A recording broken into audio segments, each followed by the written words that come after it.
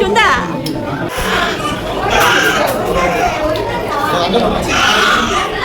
Hi hello, ചാനലിലെ പുതിയൊരു വീഡിയോയിലേക്ക് എല്ലാവർക്കും സ്വാഗതം. ഇന്നത്തെ വീഡിയോ വന്നിട്ട് ഞങ്ങൾ പഴനിയിലേക്ക് പോയതും അവിടുത്തെ വിശേഷങ്ങളും ആയിട്ടുള്ള ഒരു വീഡിയോ ആണ്. ഒരുപാട് ലേറ്റ് ആയി ഡീറ്റെയിൽഡ് വീഡിയോ ഒന്നും അറിയാം. വെക്കേഷൻ ടൈമില് ഞങ്ങൾ മെയ് മാസം അവധിയിലാണ് പോയത്. നല്ല മഴയുള്ള സമയമായിരുന്നു കേട്ടോ. ഇപ്പോഴത്തെ ക്ലൈമറ്റ് എനിക്ക് പറയാൻ സാധിക്കില്ല. ഞങ്ങൾ രാവിലെ 6:00 വീട്ടിൽ നിന്ന് പുറപ്പെട്ട് ഒരു 9 മണിയായപ്പോൾ പാലക്കാട് നിന്ന് പുറപ്പെട്ട് 9 മണിയായപ്പോൾ പൊള്ളാച്ചി വഴി ഞങ്ങൾ പഴനിയിലെത്തിയപ്പോൾ ഒരു 9 മണിയോടുകൂടെ പഴനിയിലെത്തിയിരുന്നു. പാർക്കിംഗ് നമ്മൾ പേ ചെയ്തിട്ട് അവിടെ പോവേണ്ടതാണ്. താമസിക്കേണ്ട ആവശ്യം ഇല്ല എന്ന് ഞങ്ങൾക്ക് അറിയാവുന്നത് കൊണ്ടാണ് ഞങ്ങൾ രാവിലെ തന്നെ പുറപ്പെട്ടത്. ശരിക്കും പ്ലാൻ ചെയ്ത് പോയി കഴിഞ്ഞാൽ പാലക്കാട് നിന്നോ അല്ലെങ്കിൽ എറണാകുളം വരെ ഉള്ളവർക്കൊക്കെ ട്രാവൽ ചെയ്ത് വരാവുന്നതാണ്. ഈ ഒരു യാത്രയ്ക്ക് മറ്റൊരു പ്രത്യേകത കൂടെയുണ്ട്. 20 വർഷത്തിന് ശേഷമാണ് ഞങ്ങൾ പഴനി പോകുന്നത്. പക്ഷെ ഏട്ടനും ശ്രീയാനും ക്ഷേത്രയും ആദ്യമായിട്ടാണ് പഴനി പോകുന്നത്. അവരുടെ ആദ്യത്തെ പഴനി മൊട്ടയുമാണ്. ഞങ്ങൾക്ക് വല്ലാത്ത സ്പെഷ്യലാണിത്. ഒരുപാട് കാലത്തിന് ശേഷം അനിയനും അച്ഛനും അമ്മയും എല്ലാവരും കൂടെ ഒരുമിച്ചൊരു യാത്ര ചെയ്തിരിക്കുകയാണ്. ഞങ്ങൾ പാർക്കിംഗ് ചെയ്തെടുത്ത് ബാക്ക് ടു ബാക്ക് ആണ് പാർക്കിംഗ് കിട്ടിയത്. അവിടെ അവർ കീ വാങ്ങിച്ചു.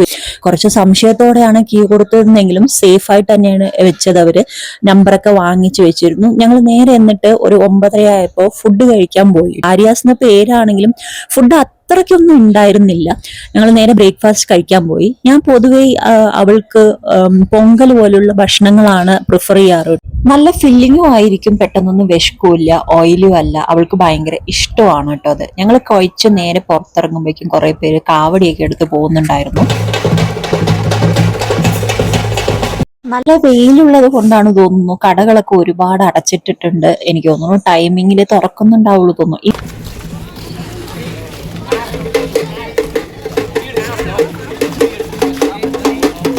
ഞാൻ എൻ്റെ ഒരു നേരത്തെ വീഡിയോയിൽ പറഞ്ഞിരുന്നു, ഈ നേരത്തെ കാണിച്ച ഒരു ക്ലിപ്പിംഗ്സ് ഇല്ലേ, അതിലുള്ള ആൾക്കാരാണ് ഞങ്ങളെ നേരെ പിടിച്ചുകൊണ്ട് പോയിട്ട് ഇരുത്തി മുടി വെട്ടിക്കലും അതുപോലെ തന്നെ ട്രസ്റ്റിന്റെ മുടി വെട്ടുന്ന സ്ഥലമൊക്കെ ക്ലോസ്ഡ് ആണെന്നൊക്കെ പറഞ്ഞെന്നോണം പറഞ്ഞിട്ട് അല്ല കേട്ടോ.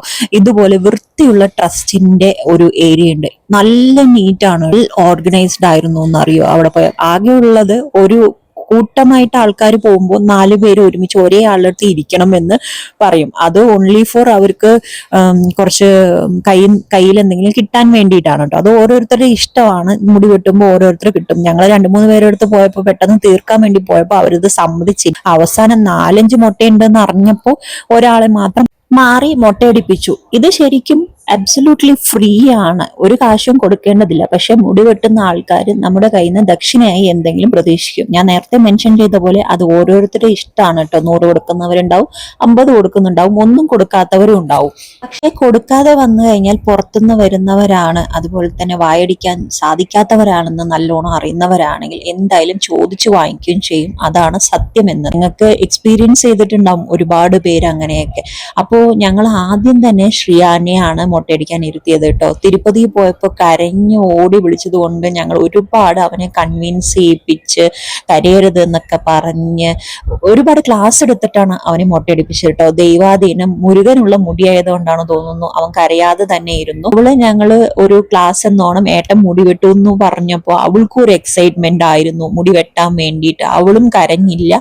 വലിയ തിരക്കൊന്നും ഉണ്ടായിരുന്നില്ല, പെട്ടെന്ന് തന്നെ കഴിഞ്ഞു. ഇവൻ ഭയങ്കര നീറ്റും ആയിരുന്നു കേട്ടോ എല്ലാം. ഞങ്ങൾ എല്ലാവരും മുടിയൊക്കെ വെട്ടി 10 മണിയാവുമ്പോഴേക്കും കുളിക്കുന്ന സ്ഥലത്തിലേക്ക് പോയി. പാവം പക്ഷെ ചെറുതായിട്ട് എരിച്ചിലൊക്കെ ഉണ്ടായിരുന്നു തോന്നുന്നു. കഴുത്തിന്റെ അവിടെയൊക്കെ അവന് നല്ലോണം എരിയുന്നുണ്ടായിരുന്നു. അവളെയും മൊബൈലൊക്കെ കാണിച്ചു കൊടുത്ത് മുട്ടയടിപ്പിച്ചു. അച്ഛൻ വേറൊരാളുടെ അടുത്ത് പോയി മുട്ടയടിക്കുകയാണ് ചെയ്തത്, അതേ തൊട്ടടുത്തിരിക്കുന്ന ആളുടെ അടുത്ത്. അതുപോലെ തന്നെ ഏട്ടനെയും അവിടെ തന്നെ മുട്ടയടിക്കാൻ ഈ ഇരിക്കുന്ന ആള് തന്നെയാണ് മുട്ടയടിപ്പിച്ചത്. നല്ല നീറ്റായിട്ടാണ് എല്ലാ മുട്ടയും അവർ ഷേവ് ചെയ്തത് കേട്ടോ. ഒരു മുടി പോലും ഉണ്ടായിരുന്നില്ല. നല്ല ക്ലീൻ ആയിട്ട് നീറ്റായിട്ട് ചെയ്ത് തന്നിട്ടുണ്ടായിരുന്നു. ഒരുപാട് പേര് ഇതുപോലെ ഇരിക്കുന്നുണ്ട് നമ്മളെ മുട്ടയടിക്കാൻ സഹായിക്കാൻ വേണ്ടിയിട്ട്. കുറച്ച് ടിപ്സ് പറയാം കേട്ടോ. ടിപ്സ് അല്ല, ഞങ്ങളുടെ എക്സ്പീരിയൻസ് ആണ്. ഇനി പോകുന്നവർക്ക് വേണ്ടിയിട്ട് ഇതൊരു യൂസ്ഫുൾ ആവട്ടെ എന്ന് വിചാരിച്ചിട്ടാണ് അത് പറയുന്നത്. അതായത് ഞങ്ങൾ അവിടെ എത്തിയതിനു ശേഷം ആദ്യമായിട്ട് ഒരുപാട് പേര് നിങ്ങളെ കൺവിൻസ് ചെയ്ത് മുട്ടയടിപ്പിക്കാനൊക്കെ വരും. മുട്ടയടിക്കാൻ നല്ല ട്രസ്റ്റിന്റെ സ്ഥലത്ത് തന്നെ പോവാൻ ശ്രമിക്കുക കേട്ടോ. പിന്നെ നിങ്ങൾക്ക് ഇഷ്ടമുള്ള രീതിയിൽ അവർക്ക് കയ്യിൽ ദക്ഷിണ കൊടുക്കാവുന്നതാണ്. അത് നിർബന്ധമൊന്നുമില്ല, നമ്മുടെ മനസ്സിനനുസരിച്ച് കൊടുക്കാവുന്നതാണ്. പിന്നെ അതുപോലെ തന്നെ തിരക്കുണ്ടെങ്കിൽ നമുക്ക് വിഞ്ചില് അല്ലെങ്കിൽ റോപ്പിലൊക്കെ പോവാൻ ഒരുപാട് ക്യൂ നിൽക്കുകയാണെങ്കിൽ കുട്ടികൾ ഉണ്ടെങ്കിലും നേരത്തെ കയറി പോകുന്നതാണ് നല്ലത്. 1 മണിക്കൂർ തൊട്ട് 1.5 മണിക്കൂർ വരെ ഉണ്ടാവുള്ളൂ സ്റ്റെപ്പ് കയറി പോവാൻ കേട്ടോ. നിന്ന് ഇരുന്നിരുന്ന് പോകുന്നതായിരിക്കും നല്ലത്. കാരണം വിഞ്ചിലും റോപ്പിലും ഒക്കെ കയറി പോവാൻ നിന്ന് കഴിഞ്ഞാൽ കുട്ടികളെയും വെച്ച് ഭയങ്കര ഒരു ബുദ്ധിമുട്ടായിരിക്കും. ഇതാവുമ്പോൾ അവരെ കാഴ്ചകളൊക്കെ കാണിച്ച് സമയമെടുത്ത് പോകുമ്പോൾ മേലെ പെട്ടെന്ന് എത്താവുന്നതാണ്. കുട്ടികളെ വെച്ച് ഒരേ സ്ഥലത്ത് നിൽക്കുക എന്നുള്ളത് ഒരു വളരെ ബുദ്ധിമുട്ടുള്ള കാര്യമായതുകൊണ്ടാണ് വിഞ്ചും റോപ്പും അവോയ്ഡ് ചെയ്യാൻ ഞാൻ പറഞ്ഞത്. അതേ സ്ഥാനത്ത് വയസ്സായവരാണെങ്കിൽ അവിടെ നിന്ന് പോകുന്നതായിരിക്കും നല്ലത്. കാരണം അവർക്കൊന്നും 1008 പടികളോളം കയറാൻ ബുദ്ധിമുട്ടായിരിക്കും. അതുകൊണ്ടാണ് ഞാൻ ഇങ്ങനൊരു കാര്യം പറയുന്നത് കേട്ടോ. പക്ഷെ ഒരു കാര്യമുണ്ട്, ഇപ്പൊ നിങ്ങളിപ്പോ വിഞ്ചിലോ അല്ലെങ്കിൽ റോപ്പിലൊക്കെ പോവുകയാണെങ്കിലും ഇരിക്കാനുള്ള സൗകര്യങ്ങളൊക്കെ വളരെ കുറവാണ്. അതുപോലെ തന്നെ വെള്ളമൊക്കെ എടുത്തു പിടിക്കണം, കഴിക്കാനൊക്കെ വല്ലതൊക്കെ എടുത്തു പിടിക്കേണ്ടതാണ്. കാരണം നമ്മൾ മറ്റു ക്ഷേത്രങ്ങളിൽ പോലെ നമുക്ക് വഴിനീളെ വെള്ളം കൊണ്ടുവന്ന് തരുന്ന പരിപാടി, അല്ലെങ്കിൽ ദാഹിക്കുമ്പോൾ വെള്ളം അല്ലെങ്കിൽ മോര്, അങ്ങനത്തെ സംഭവങ്ങളൊന്നും തരുന്ന പരിപാടികളൊന്നും ഇവിടെ ഞാൻ കണ്ടിരുന്നില്ല. നമ്മളെ ഡ്രോപ്പ് ചെയ്യുന്ന വാഹനങ്ങളിൽ വരുന്ന ഡ്രൈവർമാർ തൊട്ട് ചെരുപ്പ് വെക്കുന്നവിടെ, ഫോൺ വെക്കുന്നവിടെ എല്ലാവരും കാശ് ചോദിക്കും. അതുപോലെ തന്നെ ബാത്റൂം ക്ലീൻ ചെയ്യുന്നവിടെ എല്ലാവരും ചായ കുടിക്കാനാണ് അതിനാണെന്നൊക്കെ പറഞ്ഞ കാശ് ചോദിക്കാറുണ്ട് കേട്ടോ. അപ്പൊ നിങ്ങൾ കയ്യിൽ കാശ് കരുതേണ്ടതാണ് കേട്ടോ. അല്ലെങ്കിൽ നിങ്ങൾക്ക് ഒരുപാട് കാശ് നഷ്ടാവും. ഇപ്പൊ വലിയ നോട്ടൊക്കെയാണ് കരുതുന്നുണ്ടെങ്കിൽ അതെടുത്തു കൊടുക്കേണ്ട അവസ്ഥയാണ് വരിക. അപ്പൊ 50ഓ 100ഓ ഒക്കെ ആയിട്ട് ചില്ലറ കരുതേണ്ടതാണ്. എല്ലാവരും വായി വിട്ട് ചോദിക്കുന്ന ഒരു സിറ്റുവേഷനാണ് ഫുള്ള് കണ്ടത്.